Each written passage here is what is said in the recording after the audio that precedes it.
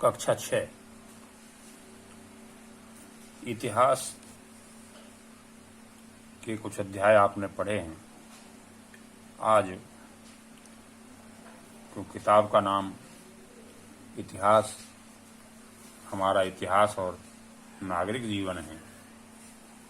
तो नागरिक जीवन और इतिहास दो खंड इसके हो जाते हैं। तो पहला जो खंड था वो इतिहास। अब तक हम इतिहास के पाठ पढ़ रहे थे और जितनी मैंने लिखित कार्य भेजा है वो सब आपने कापियों में किया होगा। अब नागरिक जीवन का इतिहास के पीछे ही आधी अपनी कॉपी में, आधी कॉपी के बाद कुछ पाठ नागरिक जीवन के हैं, उसको आप लिखेंगे। जिसमें से पहला पाठ है सभी जन एक हैं। सभी जन एक हैं कैसे? एक कविता यहाँ पर लिखी हुई है कि हिंद देश के निवासी सभी जन एक हैं, रंग रूप वेश भाषा चाहे अनेक हैं। तो हमारे रंग अलग हैं, रूप अलग हैं, वेश अलग हैं, भाषा अलग हैं, फिर भी हम एक हैं। जिस तरह बहुत सारे प्रकार के फूलों से एक माला बन जाती है, पर माला तो एक ही होती है। इसलिए हम इसी प्रकार से विविधता होते हुए, अंतर होते हुए, अलग अलग होते हुए भी एक हैं।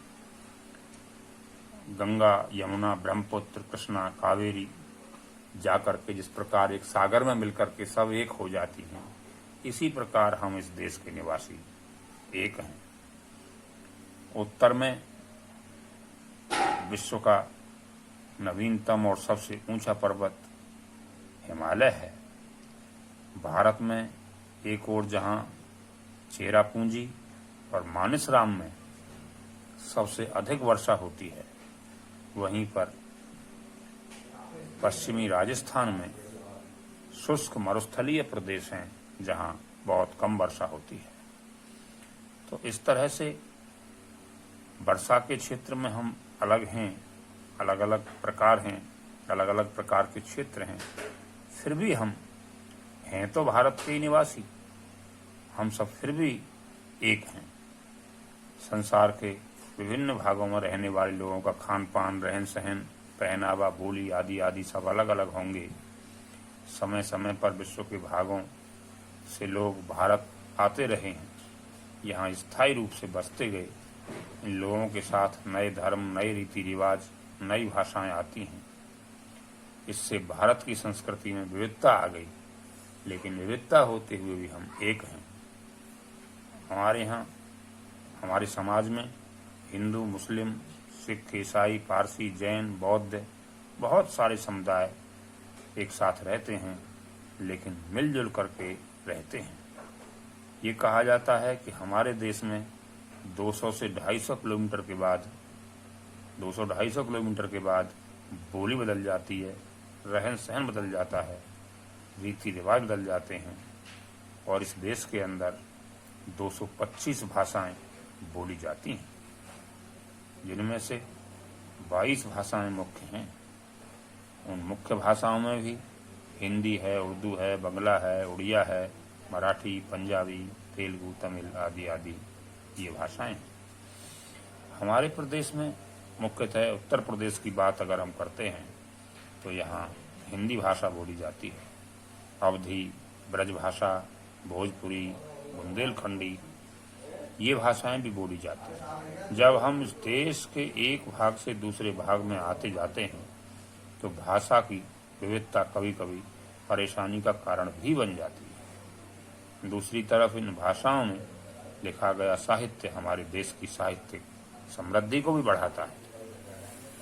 इसी प्रकार बहुत सारे त्योहार हैं।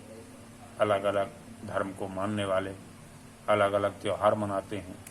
हम लोग हिंदू होली, दीपावली, दशहरा मनाते हैं। ईद मुस्लिमों का और प्रकाश पर्व सिखों का और क्रिसमस ईसाइयों का प्रमुख त्योहार है।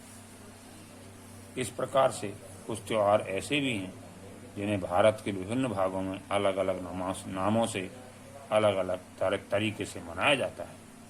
जैसे पंजाब एक प्रदेश है और पंजाब में एक वैसाखी नाम का त्यौहार बड़ी धूमधाम के साथ मनाया जाता है। केरल में ओणम नाम का एक त्यौहार है। तमिलनाडु में पोंगल नाम का त्यौहार है। उत्तर भारत में मकर संक्रांति बहुत धूमधाम से मनाई जाती है। फसल के पकने और काटने के अवसर पर मनाए जाने वाले ये त्यौहार हैं। इसके अलावा कुछ राष्ट्रीय पर्व भी हैं। राष्ट्रीय पर्व जैसे स्वतंत्रता दिवस 15 अगस्त को हम मनाते हैं, 26 जनवरी को गणतंत्र दिवस मनाते हैं, गांधी जयंती को हम सभी भारतवासी मिलजुल कर राष्ट्रभक्ति के साथ मनाते हैं। अब नृत्यों में विविधता है, नृत्य अलग अलग हैं। हमारे देश की अलग अलग क्षेत्रों की संस्कृति वहाँ के नाच नृत्यों से समझ में आती है। अब उत्तर प्रदेश में हम रहते हैं, हमें पता होना चाहिए कि हमारे यहाँ का नृत्य कौन सा है। तो हमारे यहाँ का नृत्य है कथक, और तमिलनाडु का नृत्य कौन सा है, भरतनाट्यम। उड़ीसा का नृत्य है ओडिसी और केरल का नृत्य है कथकली। इन नृत्यों की अलग अलग शैलियां हैं, अलग अलग मुद्राएं हैं, अलग अलग पोशाक होती हैं। इसी प्रकार पहनावे में विविधता है। पहनावे अलग अलग दिखाई देते हैं। साड़ी और धोती अनेक स्थानों पर पहने जाते हैं, लेकिन पहनने के ढंग बदल जाते हैं। पहनावों का संबंध उस क्षेत्र की जलवायु से भी होता है। कश्मीर में पहने जाने वाला एक कपड़ा होता है फिरन। फिरन जो है वो जाड़े से बचाता है। और राजस्थान में पहने जाने वाली वहाँ की पगड़ियाँ हैं। राजस्थानी लोग पगड़ी पहनते हैं। वो पगड़ी क्या फ़ायदा करती है, गर्म हवाओं से सर को बचाए रहती है। विविधता में एकता, जैसा कि हमारा पाठ है। आपने भारतीय क्रिकेट टीम के कुछ खिलाड़ियों के नाम जानते होंगे, जैसे महेंद्र सिंह धोनी हैं, विराट कोहली हैं, रोहित शर्मा हैं, युवराज हैं। तो इस प्रकार के जो ये खिलाड़ी हैं, इसमें क्या अलग है, ये तो बात आप समझ रहे हैं कि टीम तो एक है, लेकिन अलग अलग प्रदेशों से, अलग अलग धर्मों से खिलाड़ी आते हैं, खेलते हैं, देश के लिए खेलते हैं। ये सभी खिलाड़ी अपने अपने क्षेत्रों की अलग अलग बोलियां भी बोलते हैं। आपने बड़ों से आज़ादी की लड़ाई की कहानी सुनी होगी। हमारे देश की गुलामी की जंजीरों से निकालने के लिए देश के कोने कोने से अलग अलग जातियों, अलग अलग धर्मों के लोगों ने एकजुट होकर के इस देश को आज़ाद कराने के लिए संघर्ष किया है। आज़ादी की लड़ाई में महात्मा गांधी, चंद्रशेखर आज़ाद, भगत सिंह, अशफाक उल्लाह खां और सुभाष चंद्र बोस के विषय में आप थोड़ा जानने का प्रयास करें, कहीं न कहीं से इनके विषय में जानकारी हासिल करें और ये ध्यान रखें कि इन लोगों ने इस देश के लिए क्या किया है। भारत में इन सब अलगाव के बावजूद भी एकता है, लेकिन हमारे समाज में ये तो सब अच्छाइयाँ हैं, विविधता बहुत सारी हैं और विविधताओं के अलावा हम सब फिर भी एक हैं, लेकिन कुछ ऐसी चिंताएं हैं कि जो सभी को करनी चाहिए। हमारे समाज में जाति के आधार पर भेदभाव दिखने को मिलता है। नीची जाति जो समझी जाती हैं, उनको अधिकार दिलाने के लिए महात्मा गांधी ने, ज्योतिबा फुले ने, डॉक्टर भीमराव अंबेडकर ने, इन महान विभूतियों ने बड़ा योगदान किया है और अस्पृश्यता या छुआछूत मिटाने के लिए इन्होंने बहुत सुझाव दिए। अब कानूनी रूप से छुआछूत समाप्त कर दिया गया है। भारत के प्रत्येक नागरिक को, चाहे वह किसी भी जाति या धर्म का हो, समान अधिकार और समान अवसर प्राप्त हैं। सभी को नौकरियों में समान अवसर दिया जाता है। एक समस्या और बाल श्रम। बाल माने बालक, श्रम माने परिश्रम, हमारे देश की चिंता का एक विषय ये भी है। 14 साल से कम आयु का बालक यदि मजदूरी उसे करनी पड़ती है, मजदूरी में कहीं लगा रखा है, तो ये आगे चल करके गरीबी और अशिक्षा को जन्म देता है। बाल श्रम से बच्चों की शिक्षा और स्वास्थ्य दोनों प्रभावित हो जाते हैं। 6 से 14 वर्ष की आयु के बच्चों को शिक्षा का अधिकार दिया गया है।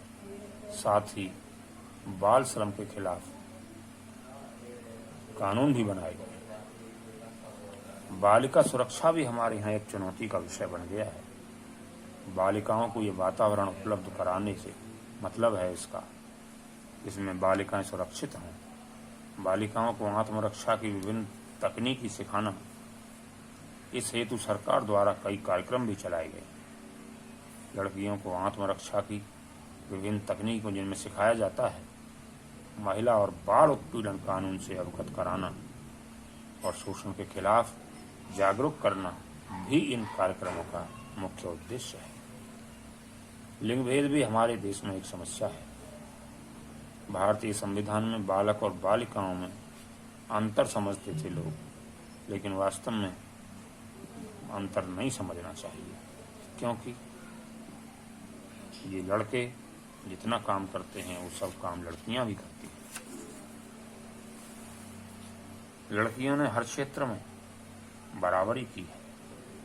पीटी ऊषा खेल में, कर्णम मल्लेश्वरी, सानिया मिर्जा, मिताली राज, साइना नेहवाल, बहुत सारी ऐसी लड़कियां हैं, बालिकाएं हैं, जिन्होंने इस देश का नाम रोशन किया है।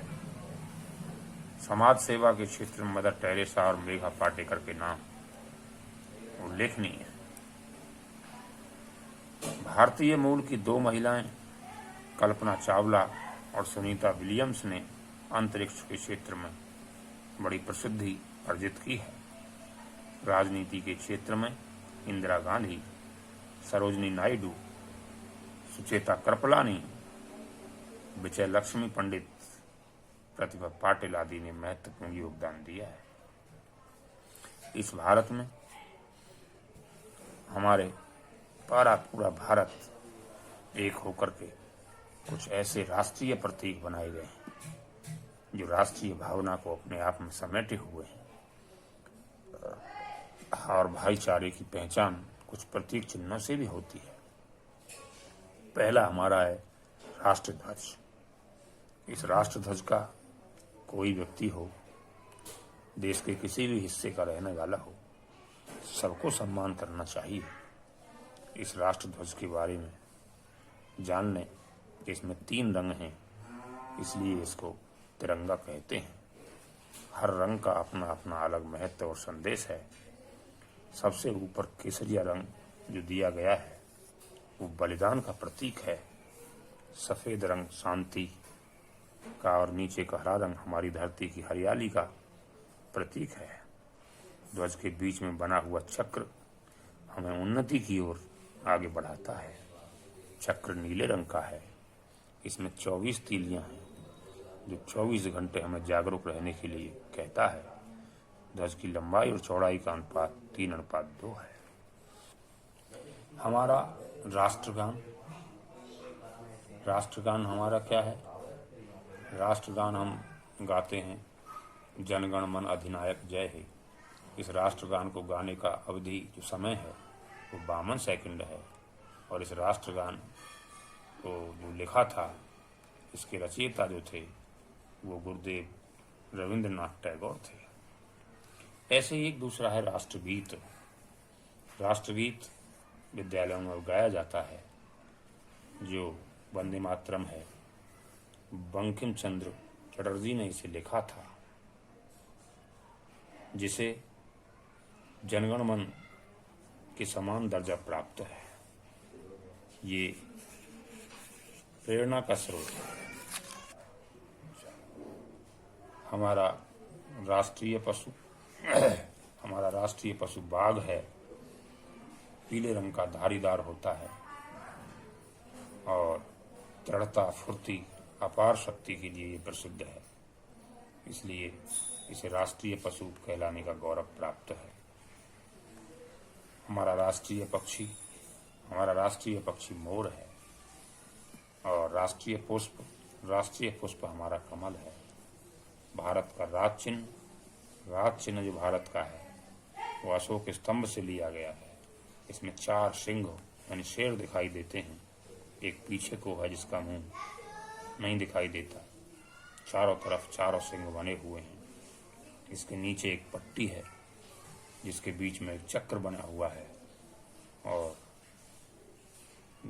चक्र के दाईं ओर एक सांड और बाईं ओर एक घोड़ा है। इस स्तंभ नीचे देवनागरी लिपि में सत्यमेव जयते लिखा है, जिसका अर्थ है सत्य की विजय होती है।